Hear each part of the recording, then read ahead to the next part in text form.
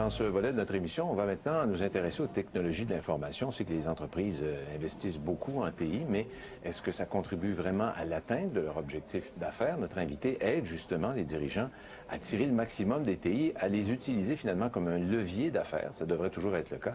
Il s'agit de Simon Fontaine, qui est président de ARS Solutions. Bonjour. Bonjour, M. Quentin. Alors, ça a été l'objet d'un article que vous avez publié sur LIM, le blog de la communauté d'affaires.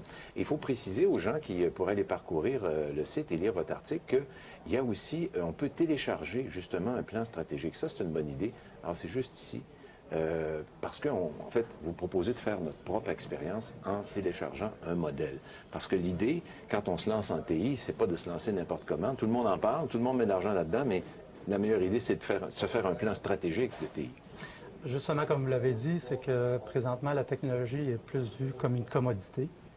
Les gens investissent en technologie sans nécessairement, en fait, sont poussés par plus soit la compétition ou poussés plus par... Tout le monde parle de ça. On entend ça. Il faut qu'on aille vers ça. On le sent, mais il faut que ce soit orienté avec notre plan d'affaires. C'est ça. En fait, compte, ce qu'on retire, c'est que les gens voient plus la technologie comme un outil...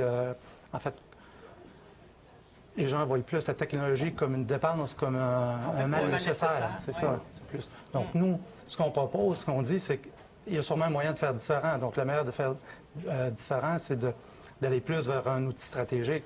Donc, je pense qu'on est rendu en 2015 où ce que la technologie doit justement contribuer à l'atteinte des objectifs d'affaires. Oui. Ce que vous décrivez là, c'est un mal nécessaire, bon, une dépense. On est obligé d'avoir ça maintenant. Ça me fait penser quand on a eu les premiers sites Internet. Il y a plein d'entrepreneurs qui ne voulaient pas en avoir. Ça coûte cher. Je ne sais pas comment ça marche. Est-ce que ça va me donner quelque chose? Puis on était réfractaires à ça, alors qu'on sait maintenant comment c'est utile. Je ne parle pas seulement de ceux qui font de la vente en ligne, mais juste pour présenter ses services. Mais il faut avoir le bon site et que ce soit rentable. Alors, si on élargit tout ça au TI, ben c'est ça l'idée, je pense, finalement. C'est pas juste de mettre de l'argent là-dedans, c'est qu'il faut mettre l'argent en bonne place. Le problème qu'on rencontre présentement, c'est qu'il y a deux mondes qui se côtoient. Il y a le monde des affaires et puis le monde de la technologie. Le monde des affaires, on parle plus des gens qui parlent en piastres. Le monde de la technologie, c'est plus des gens qui parlent en mégabits. Donc, les gens ont de la misère un peu à se comprendre. Ce que ça fait comme résultat, c'est qu'on travaille plus en silo, que plus collaborer, avoir une participation. Donc, ce qu'on propose, nous, c'est qu'à partir du plan stratégique Affaires TI, de faire participer la technologie, les gens d'informatique, de tenir au courant des enjeux d'affaires, de faire en sorte de dresser différents scénarios de projets pour voir est-ce qu'il y a une rentabilité, est-ce que l'entreprise, est-ce que la technologie peut amener une valeur à l'entreprise. Si c'est le cas, à ce moment-là, mettre de l'avant les projets. Ce qui peut être intéressant ici, c'est qu'on crée un cadre de travail dans lequel la direction et la technologie travaillent ensemble pour un résultat commun, d'amener des résultats d'affaires. Oui, parce que, bon, vous avez parlé de cette barrière du langage, entre le langage technologique, le langage d'affaires, sauf que quand on explique aux gens de la technologie où on veut s'en aller avec la compagnie, quels sont nos besoins, bien, eux, ils vont arriver avec la solution, et là, on n'a pas besoin de parler en termes hautement techniques. C'est ça l'idée, donc de réunir tous ces gens-là à une même table. Oui, puis le problème, c'est qu'on demande aux dirigeants d'entreprise de parler technologie. Puis ils n'ont pas d'intérêt, ils n'ont pas d'avantage non plus.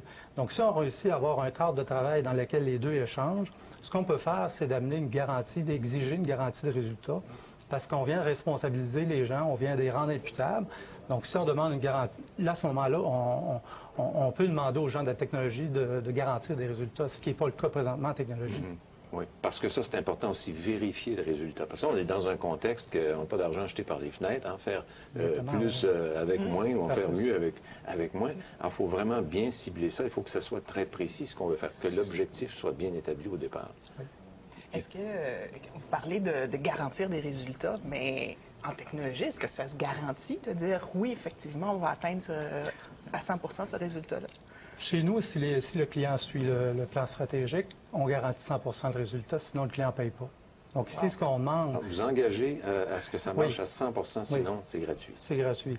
Donc on ne demande pas aux gens nécessairement d'investir plus, mais on demande de suivre tout simplement la formule. En fait, c'est faire différemment. Ce qu'on a réussi à faire ici, c'est de créer une synergie auprès de la direction avec la technologie, de rendre imputable aussi des gens versus un résultat d'affaires. Et puis, d'augmenter nos chances d'avoir des résultats aussi. Et encore là, l'important, c'est de cibler exactement les objectifs qu'on veut atteindre, prendre les bons moyens. Parce qu'il y a aussi le syndrome de, bon, tant qu'à y être, vous mentionnez ça dans votre article, on pourrait faire plus. Et là, on commence à avoir plein de choses qui sont peut-être pas nécessairement utiles, qui coûtent beaucoup d'argent aussi. Hein?